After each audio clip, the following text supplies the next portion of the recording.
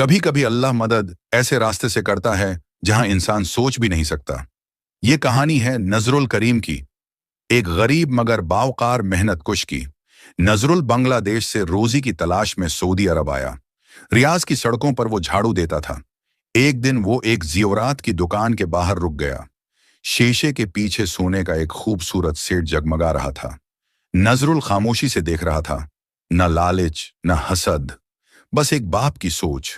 इसी लम्हे एक अमीर नौजवान ने उसकी तस्वीर बनाई और सोशल मीडिया पर तमस्खर उड़ाते हुए लिख दिया, ऐसे लोग सोना देखने के काबिल नहीं होते। लेकिन ये दुनिया सिर्फ इंसानों के फैसलों से नहीं चलती, यहाँ अल्लाह की अदालत भी है। चंद ही घंटों में फजा बदल गई। लोगों के दिल जाग उठे। तरस नहीं, गैरत बोलने लगी। एक इंसान दोस्त प्लेटफार्म नजरुल को तलाश करने निकला। उस लिए नहीं कि वो गरीब था, बल्कि इसलिए कि वो बाइज्जत था। जब नजरुल मिला तो रहमत बरसने लगी।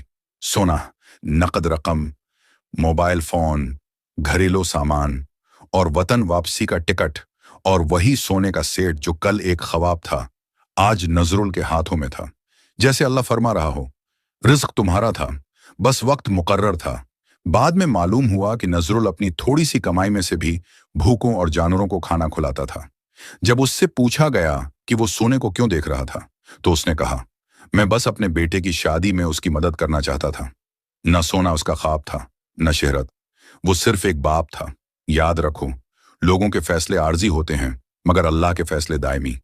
क्योंकि जो तुम्हारे पास है वो खत्म हो जाएगा, और जो अल्लाह के पास है वही बाकी रहने वाला है।